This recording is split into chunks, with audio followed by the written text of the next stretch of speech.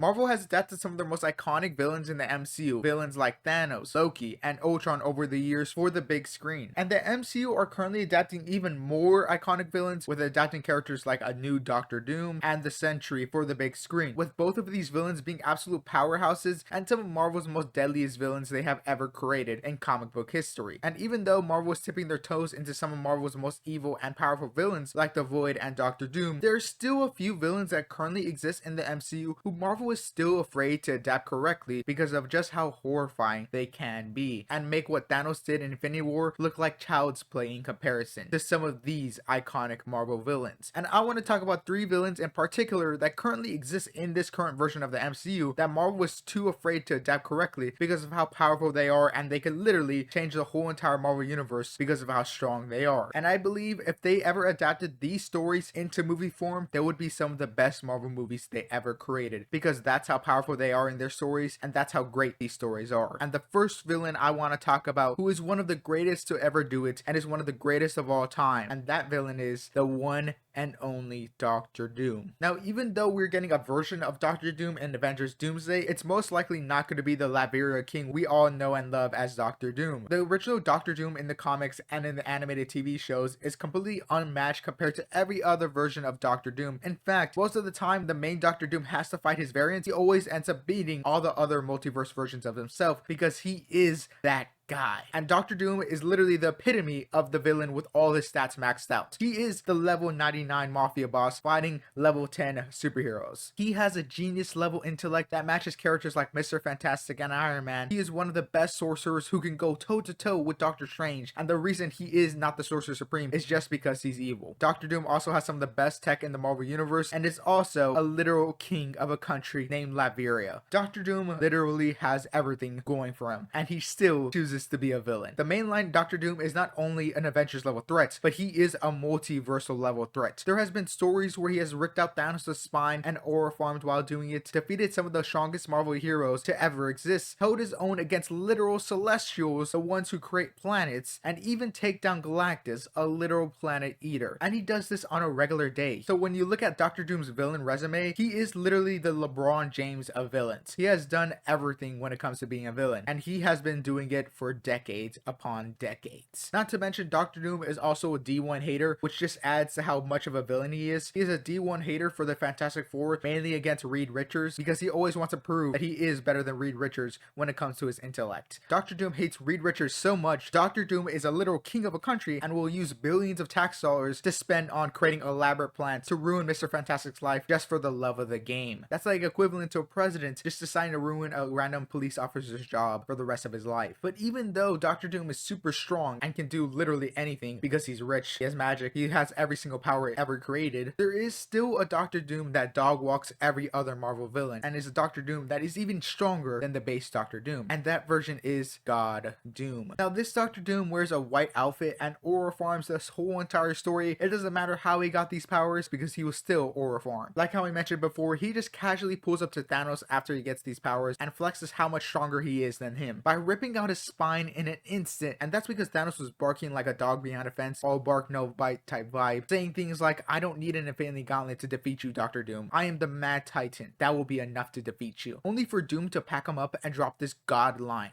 That appears untrue. Which I wish that we got this Doctor Doom adapted into the MCU instead of the RDJ Doom that we're going to get in the future. That might be like an infamous Iron Man type of Doctor Doom. But even though that sounds like an interesting concept, and I think that giving us the original Doctor Doom is something you can't beat, because his story is so amazing. It's a tragedy because he's always trying to save the people of his country, and he has a pretty good backstory with his mom literally getting sent to hell and his whole entire life trying to save her from the hands of Mephisto. That is why the original Doctor Doom will never be beat, because one, he's super powerful and has such cool moments, and he also has such an amazing backstory. And the original Doctor Doom stands as one of Marvel's most iconic supervillains of all time. The reason why they're afraid to adapt this character is just because of how insanely powerful he is and how complicated his backstory is. But another villain that Marvel currently has in the MCU but wasted their potential in the movies is my favorite Marvel villain of all time and the Avengers' best villain, Ultron. Ultron is the definition of undefeatable. If Doctor Doom is overwhelming you with sheer power, Ultron Ultron is a villain who never even gives you a chance to see him at his full power. Ultron in animated shows, movies, and in comics portray Ultron as this undefeatable monster, because once he is created, you might as well pack your bags, because this is Ultron's world now. You're just living in it. Because Ultron takes out the Avengers with just his drones. Most of the time, the main Ultron doesn't even really deal with easy tasks like defeating the Avengers. He's too busy analyzing the world to deal with such simple matters like taking down Earth's mightiest heroes. And in most Ultron stories, he's not only taking out the Avengers, he's taking out every single superhero group like the X-Men. In most Age of Ultron stories, all of the superheroes are literally just trying to survive Ultron drones. Like, there's even a page of Captain America, the symbol of hope and freedom, balled up in a corner, beaten up by the Ultron drones, and has completely given up since he knows fighting Ultron is a lost cause. And that type of Ultron is my Ultron. That is the version of Ultron that I grew up with. He showed up in the animated shows and when he showed up in the new Avengers movie. And in the new Avengers movies, he was moving on demon timing. Like, no one was surviving that if you ever came across Ultron. And that's because they didn't really defeat him. They just threw him into space before he can regenerate. Which I honestly think the MCU Ultron was afraid to use this version of Ultron since of how unstoppable he is, and there's no type of plot armor that can save you from Ultron. But instead, we got the MCU version, because the MCU version of Ultron was getting beaten up by just the Avengers. Like,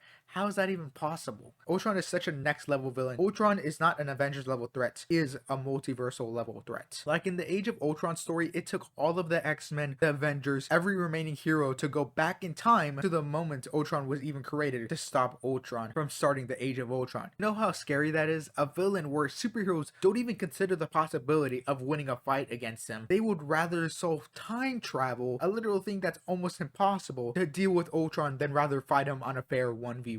Which I wish we got this version of Age of Ultron who actually takes over the world, not just for a couple of days, but for multiple years. Not to mention, I wish they did keep the original comic and animated version design of Ultron, because it just looks so cool, where he just has this menacing smile and is just oozing with power. Like, this version of Ultron is just so cool looking, while the one we got in the MCU just looks like a Voldemort. And I know some people like this MCU version of Ultron's look, but I am definitely not one of them. But the reason why they went with this design in the MCU is because I think they wanted to give Ultron more of a personality at the time, instead of the usual cold and calculated version of Ultron he usually is, because after all, he is still just an AI robot. But there are different ways to give Ultron a personality, like the time Hank Pym, the original creator of Ultron, fuses with Ultron to create Pymtron, where this version of Ultron has the ego of Hank Pym, which he has one of the biggest egos of all time, and also has the brilliance and smarts of Hank Pym Ant-Man, but he also has the nihilistic point of view of Ultron, which is a way better to give an Ultron a personality by having Ultron diffuse to his actual creator, which, even though I'm not a big fan of this story, I do think that this design looks amazing. But maybe we will get Ultron to come back in the future in the MCU, since Ultron really never dies and he is, after all, an AI that can come back to life. And plus, we did see Ultron's head in Spider-Man Homecoming, but they still have never mentioned why they have an Ultron head. Maybe it's just, a plot device for him to eventually come back in the future. But even though I've been hating on the MCU version of Ultron, at least they gave us such a goated version of Ultron with Infinity Ultron, which is one of my favorite Ultron designs of all time, and is such a great story till we get to the finale of season 1 and to,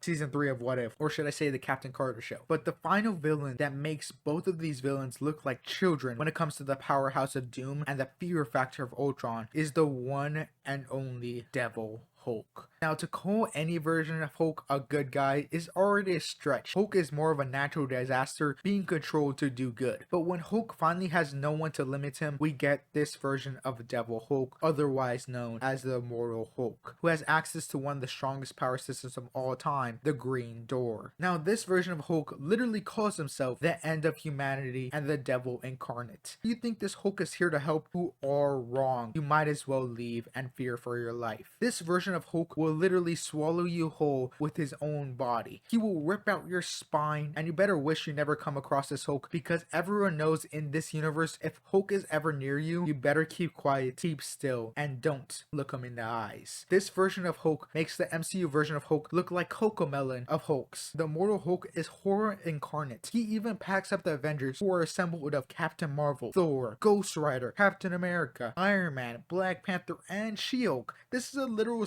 super team of superheroes. This is probably the strongest Avengers team you could ever assemble, and Hulk makes them all look like jokes. When Thor tries to fight him, you know, a literal god, Hulk just punches him once, and Thor starts begging for Odin's help, and Hulk says his daddy can't help him now. And after Thor gets packed up, he even says this version of Hulk has entered the realm of gods, saying that Earth has created a god or even a devil with this version of Hulk. Like, this Hulk is honestly so goated. The MC Hulk is kind of just a joke at this point. So many people have talked about, you know, how they ruined this version of Hulk, and it doesn't help that they can't even give Hulk movies at this point, with this version of MCU getting packed up by characters like Thanos. So Thanos is pretty strong. Hulk would never back down from a fade, because this version of Hulk literally doesn't show up ever again because of how afraid he is of Thanos. My Hulk would never run for a fade. He'd rather die than cower in fear. Like, my glorious king would take down this version of Thanos easily, and every MCU villain in seconds. Not to mention, this Hulk is empowered by the powers of the One Below All. The first time Immortal Hulk meets a One Below All, or at least sees him for the first time, he is out here dropping lines that send shivers down your spine. Now, to give you some context to the One Below All, he is the most evil thing in the Marvel Universe. If the One Above All is a literal god in the Marvel Universe, the One Below All is the inverse of that. So you can only assume how evil the One Below All is. And when Hulk and the rest of the people see the One Below All for the first time, they are completely shocked, saying the One Below All is the end of the world. And Hulk horrifies by saying that is not the end of the world. And a random civilian responds to Hulk like, how do you know he's not the end of the world? And the mortal Hulk simply says, because that's who I am. Peak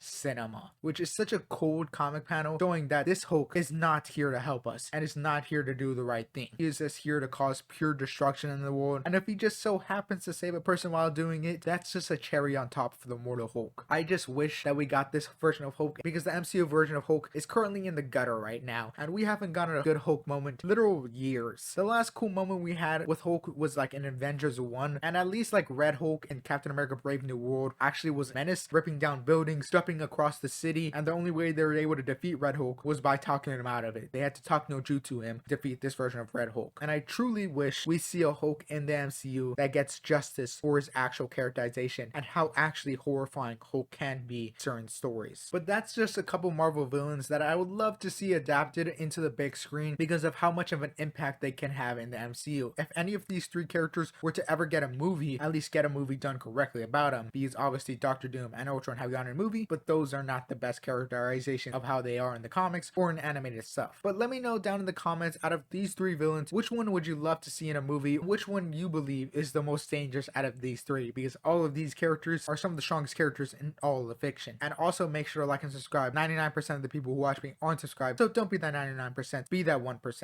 Hope to see you guys next time. Later, hater. Peace. If that's not the way